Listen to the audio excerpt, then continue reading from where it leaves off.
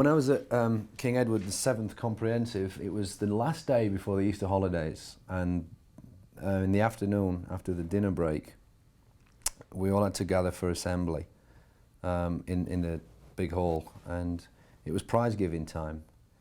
And what they'd do is all these goody pupils that had done all the right things throughout the term were handed these little scrolls with blue ribbons tied around them, and like a book or one of these gift things where you could go out and buy a gift voucher.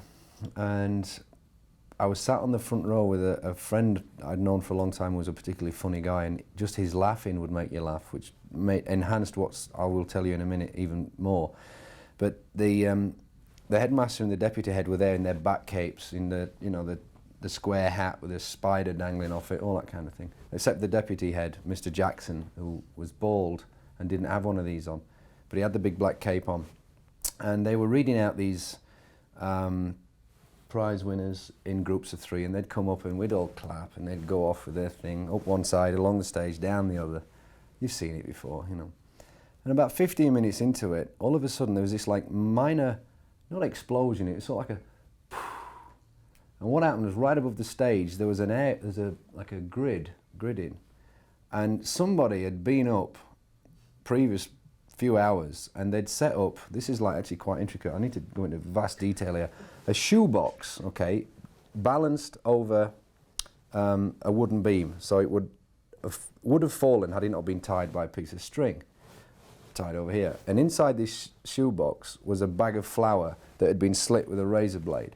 And about 10 foot below this piece of string was a candle. And the candle burnt through the rope or the string. The shoebox fell, landed on the grid, the bag burst open, and all the flour came down all over the deputy head. It was covered in white. And because he was bald, it went to a point, like a dunce's cap on his head, right? And after about 10 minutes of like the whole school cracking up and falling out the balcony laughing, and even some of the teachers had to walk out because they were sniggering, the headmaster threw a wobbler and shouted for everybody to shut up, and he asked Mr. Jackson to carry on, who was still there covered in this white powder. And he read out 2 more names, and then the 3rd name he read out was Whitehead. And of course everybody cracked up again, and by then it was just like, it was mental time. It made the front page of the Sheffield Star. Flower power hits Sheffield School.